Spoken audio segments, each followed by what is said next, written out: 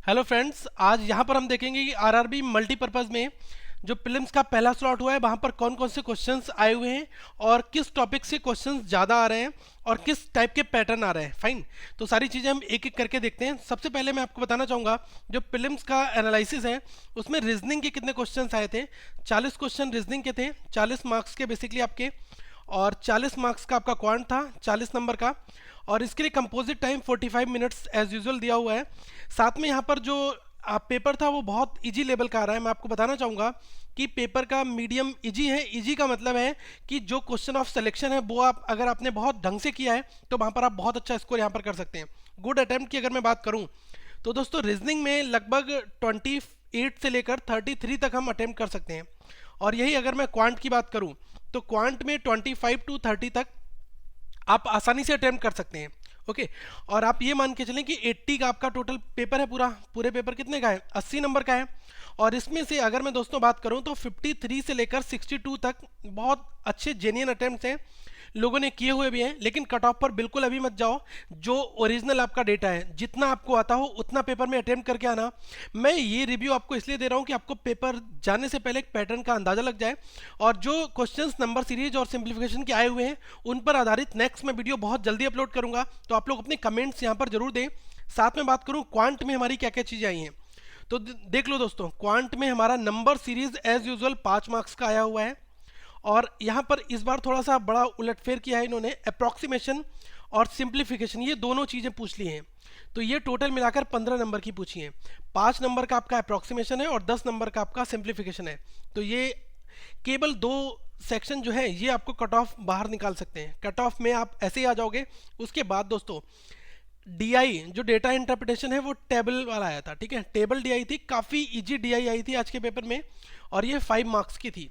और अगर मैं मिसेलनियस की बात करूं तो मिसेलनियस वाला पोर्शन जो है वो लगभग 13 से 15 नंबर का आया था। और जैसे कि टाइम एंड वर्क का वहाँ पर एक क्वेश्चन था, और रेशियो का क्वेश्चन था, परसेंटेज के क्वेश्चन थे, एजेस के क्वेश्चन थे। तो इसमें से मैं मान के चलता हूँ 5 से 7 क्वेश्चन बहुत इजी थे जिनको आप डायरेक्ट देखकर सॉल्व कर सकते थे। तो अल्टीमेटली यहाँ पर आप 5 नंबर सीरीज से बनाएंगे। अप्रॉक्सीमेशन और सिंप्लीफिकेशन इसमें गलती मत करना, लगभग 13 से 15 क्वेश्चन आप यहाँ पर बिल्कुल करेक्ट कर लेना। जो टेबल डीआई है वो बहुत आसान है, आसानी से थोड़ा सा डेटा निकालना है वो हो जाएगा।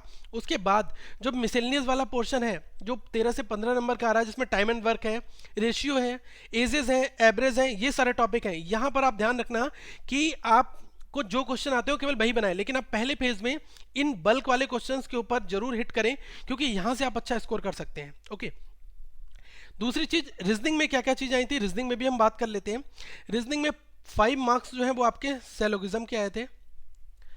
सैलोगिज्म में क्या था, सारे क्वेश्चंस इजी थे, कोई भी आपको ऐसा कॉम्प्लिकेटेड क्वेश्चन नहीं था कि जिसमें प्रॉब्लम आए। बहुत आसानी से आप ये 5 क्वेश्चन 5 मार्क्स के बना सकते हैं 2 से 3 मिनट में। और 5 नंबर की जो इनइक्वालिटी है वो एज यूजुअल सारे एग्जाम्स में आ रही है। तो मैं आशा करता हूं कि आने वाले हर एक एग्जाम्स में भी यही सेम पैटर्न फॉलो होगा, क्योंकि अभी ये देखा गया था कि आरआरबी का जो ऑफिसर स्केल बन हुआ था वहां पर जो प्रीलिम्स का पैटर्न था वो सारी शिफ्ट के लिए सेम पैटर्न था, और जो पैटर्न आपका आईबीपीएस पीओ के प्रीलिम्स में आया था वही सेम पैटर्न हर एक शिफ्ट में आया। तो मैं यही कहना चाहूंगा कि आरआरबी में आज जो पैटर्न है यही पैटर्न आपकी सारी शिफ्ट में मोस्ट प्रोबेबली रहेगा। केवल क्वेश्चन की वैल्यू चेंज होती हैं और वहां पर सीरीज का जो वैल्यू है वो चेंज होगा, लेकिन पैटर्न आई होप कि यही रहना चाहिए। ओके, जैसा कि पहले अभी तक रहा है। और इनइक्वलिटी आपके 5 मार्क्स की थी। डायरेक्शन और ब्लड रिलेशन के जो क्वेश्चन थे वो भी आपके आए थे। तो आपका डायरेक्शन और ब्लड रिलेशन अगर स्ट्रांग पार्ट है तो आप यहाँ से 5 नंबर बहुत आसानी से ले सकते हैं। ओके, अब अगर मैं बात करूं कि सेटिंग अरेंजमेंट कौन सा था, तो देखो एक आपका जो सेटिंग अरेंजमेंट था वो मैं इस चैनल पर करा भी चुका हूं, लीनियर वाला था, और उसमें सारे के सारे लोग जो है वो नॉर्थ की ओर बैठे हुए हैं। ये क्वेश्चन था। इस क्वेश्चन को बनाने में स्टूडेंट्स 2 से 3 मिनट का भी टाइम नहीं लगा है, बहुत आसानी से ये क्वेश्चन बन गया है। ओके, एक सेटिंग अरेंजमेंट आपका ये था कि सर्किल में 7 लोग बैठे हुए हैं, तो वो 7 लोगों का फेस जो है इनसाइड है, सर्किल की ओर है, और ऐसा क्वेश्चन कुछ कुछ था। ओके, तो ये भी क्वेश्चन आप आसानी से 5 नंबर का बना सकते हैं। तो आपके 10 नंबर का यहाँ से सेटिंग अरेंजमेंट वाला पोर्शन था। और एक चीज़ और, यहाँ पर जो अल्फा न्यूमेरिक टेस्ट जो सीरीज होती हैं, ओके, जिसमें एक आपको बहुत बड़ी सी एक सीरीज दी होती है, @ दिया है 3 4 कैपिटल बी टी @ ऐसे जो दिए होते हैं हैश वगैरह, स्पेशल सिंबल, और इस पे क्वेश्चन थे 5 नंबर के। ओके। और जो रिमेनिंग पोर्शन जो था वो आपका मिसलेनियस वाला था। ओके, जो एक एक नंबर के कभी कभी क्वेश्चंस बीच में आ जाते हैं कि किस तरह से इसको अरेंज करेंगे, ऐसे क्वेश्चन थे। बल्क में जो क्वेश्चन बड़े लेवल के हैं वो मैंने यहाँ पर आपको बता दिए। तो यहाँ पर रीजनिंग में अगर आपको अच्छा स्कोर करना है तो आपको अच्छे क्वेश्चन भी अटेम्प्ट करने होंगे। सैलोगिज्म और इनइक्वालिटी आप बहुत आसानी से अच्छे क्वेश्चन अटेम्प्ट कर सकते हैं। ओके, सैलोगिज्म और इनइक्वालिटी। और आप देख लेना कि डायरेक्शन और ब्लड रिलेशन अगर आपको टिपिकल लगता है तो उसको आप छोड़ सकते हैं, लेकिन अल्फा न्यूमेरिक को आप 5 मार्क्स हैं आसानी से कर लो। सिटिंग अरेंजमेंट दोनों में से अगर आपने एक भी बना लिया तो आप ये मान के चलो कि आपका 25 नंबर का स्कोर जो है आउट ऑफ 40 आप आसानी से बना सकते हैं। तो ये स्ट्रेटजी कुछ कुछ फॉलो करना, और बाकी बिल्कुल कूल माइंड से जाओ एग्जाम्स में, इतना परेशान मत हो, क्योंकि हमें वहाँ पर कंसिस्टेंसी बनानी होती है। मैं आपको कुछ चीज़ें यहाँ पर बताना चाहूँगा कि अभी आप क्या कर लो कि जिन लोगों का एग्ज़ाम नेक्स्ट शिफ्ट में है तो वो लोग अपने सीरीज के एक बार कंसेप्ट को देख लें, और जो आपने अपने की नोट्स बनाए हो उनको देख लें। ठीक है, ज़्यादा कुछ परेशान होने की ज़रूरत नहीं है। और जैसे आता है कि left to the left of right आता है ऐसे क्वेश्चन ना, नंबर जो अल्फा न्यूमेरिक सीरीज होती है उसमें, तो उनके कंसेप्ट देख लें कि जब लेफ्ट लेफ्ट होता है तब क्या करते हैं, राइट लेफ्ट होता है तब क्या करते हैं। ऐसे की पॉइंट्स अपनी डायरी में नोट डाउन करते रहें, क्योंकि यही आपको लास्ट टाइम पर पढ़ने होते हैं।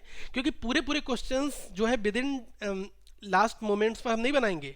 हम क्या करेंगे, एग्जाम से एक दिन पहले अपनी की नोट्स को कंप्लीट करेंगे कि जो हमने पिछले पढ़ा है पीछे वो हमारा सारा हमें याद हो जाए, हमें अच्छे से समझ में आ जाए। तो ये कुछ चीज़ें हैं।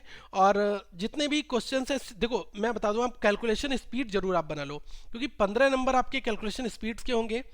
तो आप देख लो कि टेबल आपको बिल्कुल 25 to 30 तक बिल्कुल रटी हुई होनी चाहिए, याद होनी चाहिए। इसके बाद में अगर मैं छोटी मोटी कैलकुलेशंस पूछूं वो आपको पता होनी चाहिए। तो ये चीज़ें आपको सिंप्लीफिकेशन और अप्रॉक्सीमेशन में बहुत अच्छे मार्क्स दिलाएंगे। तो यही आशा है मेरी। तो दोस्तों, all the best for the next shift exams. I hope कि आप बहुत अच्छा वहाँ पर करके आएंगे। और मैं आपको एक चीज़ यहाँ पर बताना चाहूँगा कि हमने जो सीरीज के क्वेश्चंस अभी तक आपको आरआरबी स्केल 1 में दिए थे वो आप यहाँ पर हैं, आप देख सकते हैं। और साथ में जो प्लेलिस्ट इंपॉर्टेंट है वो भी मैं यहाँ पर लगा दे रहा हूँ। और दोस्तों, इस चैनल को सब्सक्राइब करें, इसी तरह से हम आप के लिए नई वीडियोस जरूर लाते रहेंगे। So thank you friends, I hope कि आप वहाँ पर पेशेंस रखेंगे और अपना पेपर बहुत अच्छे से अटेम्प्ट करके आएंगे। Thank you, have a good day and wish you all the best.